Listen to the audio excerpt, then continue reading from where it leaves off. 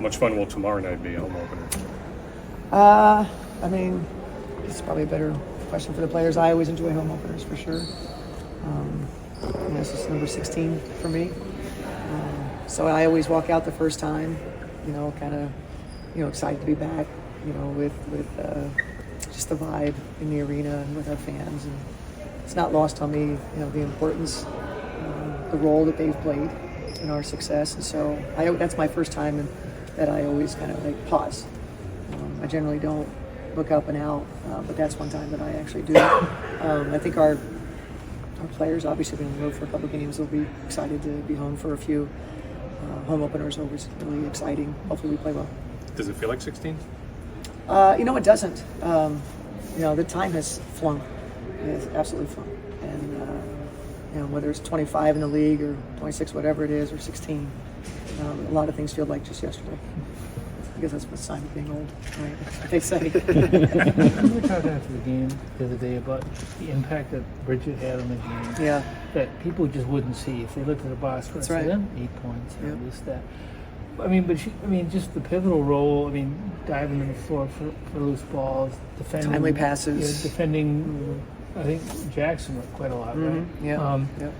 She was saying here earlier that she was a big scorer in college, and defense wasn't really something she gave a lot of thought to. Uh-huh.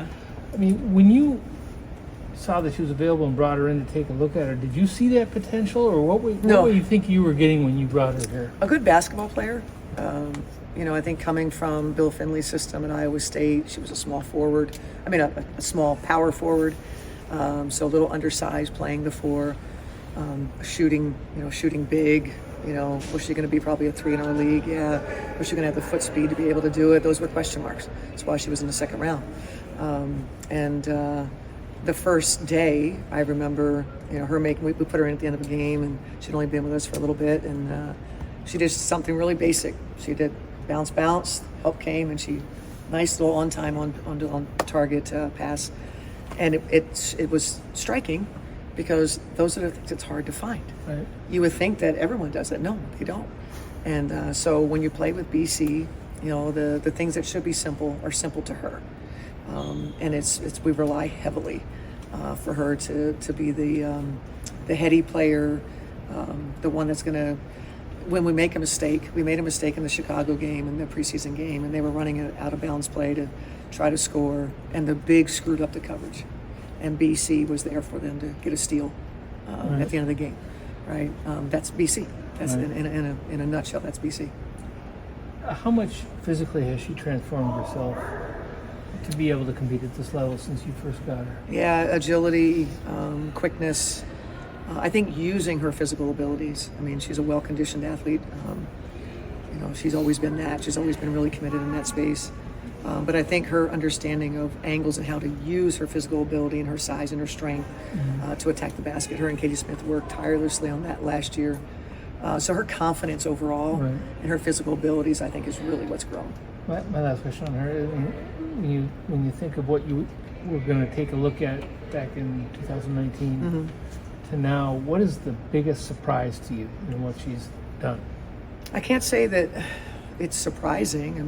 We've kind of seen this in her. I don't know that it's surprising. I think her getting to the space that she's gotten to, as you know, for a few years we've been, her belief in herself had to go to another level. She's pretty versatile defensively too, in terms of what she 2 through 4, right? We put her on the 1, put her on the 4. If you had to have her on the 5, she knows exactly what to do. She'll do it better than the bigs. About as versatile as you get. About BC too, when she was coming off the bench, she was the organizer of everyone and making sure everything was executed how it needed to. How does she still kind of have that mindset when she's in that starting line? Does she still provide that kind of similar important presence? Yeah. She tries to figure out, you got a point guard like Courtney, who oftentimes you don't know what the heck she's going to do, right? She provides us the, hey, this is what we, are supposed to be doing. And Courtney will say less. Got it. Right, so that's BC. She's our voice of reason for sure. How impressed have you been with Courtney's ability to just not turn the ball over this year? Last season, it seemed like she was kind of a little shaky at the beginning Yeah. of the year. In this year, it's what, 18 to 19. 19 to nothing turnover ratio? Yeah. Let's see here. Courtney had her share of turnovers in training camp, but I'm not surprised that maybe she got it all out of her system, because she probably had 19 turnovers and 0 assists in training camp. And if you were around in training camp and you saw that, that's not an exaggeration. So happy to see that Courtney's been able to clean that up and be a great point guard. Last one for me is just, Fee last year, a couple times you went for her at the small forward. Yeah. This year, when you have like Shep and Lan, is that something that's a little more unlocked, is going with that kind of extra big lineup? Yeah, we did that in the last game. We did that for a little bit, and we like the option, to do that. And obviously Jess's play as wants us to, make sure that we're, not having her on the sideline too much. It'll dictate in terms of like matchups, etc. But we see a world where, we could play that way for sure. Coach, on the topic of home opener number 16 for you, both games this past weekend was home opener number 1 for the coach on the other bench. Yeah. Do you get it? Does the game day, schedule allow for you to like just have a moment in passing with like the other coach and sort of talk about that? And Not at all. I don't want to see them. I don't want to see them. No, I'm sure they don't want to see me either. But no. I talked with Eric. Just kind of, he was like, I know how they're feeling over there right now. He's like, because 2 years ago that was me, and I know how I felt. Right? I don't even think about that. I'm just thinking about how they prepared for us and want to beat us. So, but yeah, I recognize there's a lot of coaches that were going through the first time home opener. When you looked at the Dallas tape against you guys in their second game the other night, do you see progress in terms of their gelling as a unit? Yeah, I thought they played well. Seattle played better too, right? Because they come off of a tough opener down in Phoenix, and so it was exactly what we thought it would be. Having seen both teams and how hungry, and so that a team that didn't win 2 home games coming in here, as we know, Paige coming home. We fully expect a pretty motivated team, and we've got to make sure that we're understanding that, and that it's about us, what we can control. And if we do that, we come correct, then we'll be hard to play against. How good a story, Cheryl, is Diamond, just of perseverance. Diamond story? Yeah. Absolutely. And patience. Sometimes young players can get caught up in the wrong things. And that wrong thing sometimes is playing time. And she's been incredibly mature. When you look at, we probably didn't set her up for success in 2022, and just starting her, we made a decision that we were going to choose our culture, and Diamond was going to be a part of our culture. And so we started her at the small forward, and we let her play through a bunch of mistakes. And then in the off season, when we knew that we were going to be going out and improving our team, I specifically said in the off season, this is going to be hard for Diamond, because the life that she knew as a rookie is going to be different when she comes back. Combine that with 6 months off because she had surgery. She comes back to a completely different team. And the things that were accepted a year ago were no longer accepted. And so we had many conversations. And she got hurt again during the season. And so very mature, every conversation with her. She's got a great support system, her family, her parents. I think they keep her grounded and focused on the right things. And I see a very determined, focused player that very much understands what she needs to do to be successful for this team. And that could really, provide to be helpful to our team. I don't want to put you on the spot at all, but just curious if But you I'm might. going I absolutely will. But just curious what you might remember from your first home opener as a first-year head coach in this league, and just with all the things that have changed, but also the things that might, still be the same. Yeah. The only thing I can tell you is I remember every once in a while, and I haven't done this in a while, and I want to take it for granted, but every once in a while I go back and look at the crowd. It was a lot more space to sit, back then. I remember that. I remember, just wanting to change that. I remember that was a thing that. I also remember a fan yelling at me, because you could hear everything when there was nobody in the gym. I was brought on to improve the defense, and maybe they didn't agree. The defense wasn't going great. So, but after that first championship, I asked how our defense was now. But no, but I don't. I don't have I don't know who we played. I don't have a recollection. I really don't. probably should, but again, just trying to win the game. That's what I remember. Any update on Kayla? No. Dallas had a lot of roster turnover in the offseason. Just what are some things you learned about them from that first matchup? They've got really good players that need to play together. I think that's the thing. And the more that they keep at it, and the players are playing together, and Chris, the coach, is figuring out rotations and identity and that sort of thing. They're all good players. We had one of them here in Maisha, I think they're trying to do, I think, what they're asked to do, and I think it's a good team. And I think our league is different now with 44 games versus when we had 34, or even 32. Because when you have a tough start, it's hard to recover from. Now that we get more games, we're not quite like baseball.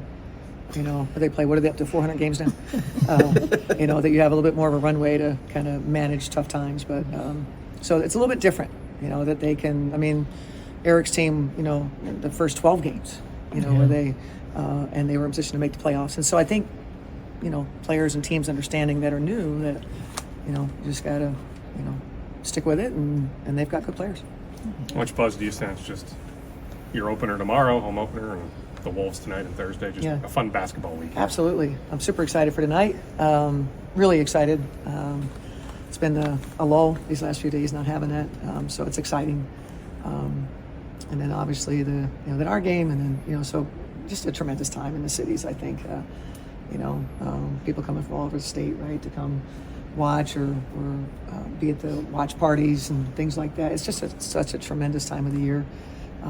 In the NBA and for the Wolves to be doing what they're doing, I think it's incredibly exciting for the community, and then hopefully gives us momentum, and we can try to do the same thing. Thank you, Coach. That's rough. Yeah. Mine got delivered to the wrong place, so I'm with it. Uh-oh. Whose fault was it? Mine. Oh, what? Can't complain. Just so far so good through 2 games? I think, As well as it could have gone? I think as a team, we're looking at how we can fix kind of those first halves and just become a better team all around, especially in the defensive end, and then executing on offense. But, so far 2 games and 2 wins on the road, so we can't ask for more than that. Is that the big emphasis, like let's throw the first punch and just kind of try and demoralize the other team? I think the emphasis is just get better. As a whole, I think, you don't want to constantly be trading baskets in the first half. Like Coach has said, that puts a lot of pressure on your offense to make sure that you're making baskets. So I think we just want to pick up the defensive intensity a little bit. It was also your first time sharing the floor with Lan.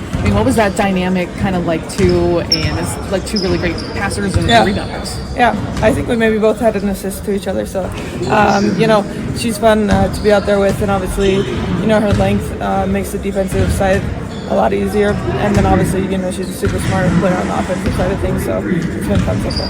How does your role change, even if it's slightly, compared to being in the starting lineup and coming off the bench?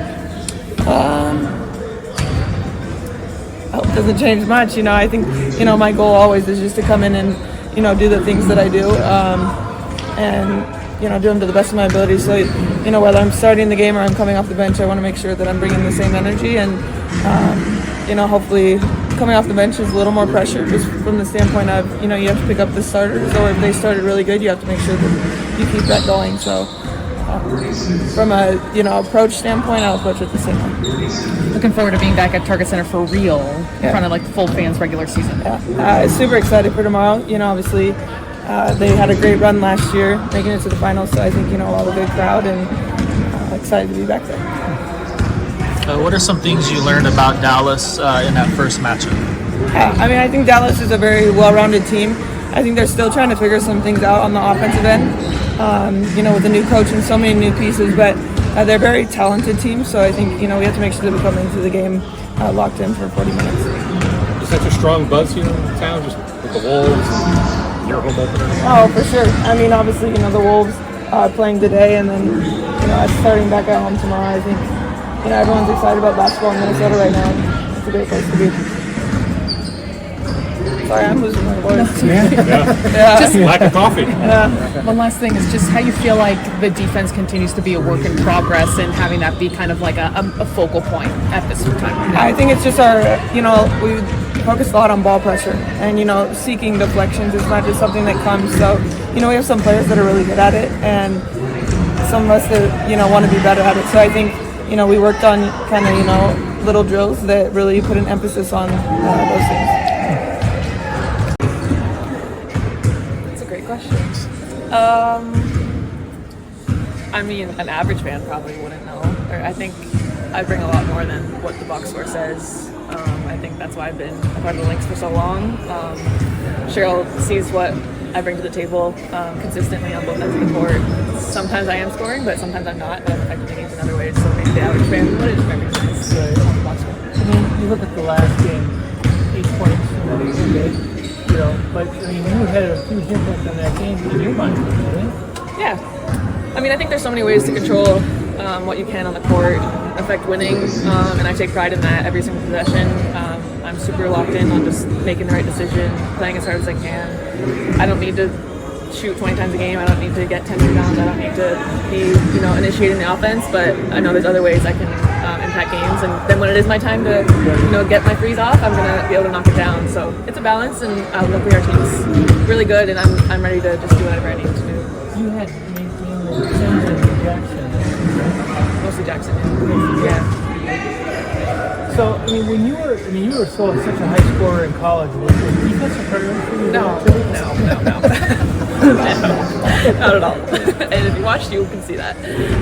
No, that definitely developed as I became a pro, knowing I had to impact the game on both ends. I think my national team helped with that too. And then it's something I just really focused on my first couple of years as a pro, and now it's something I definitely do now. How hard was that to make that adjustment?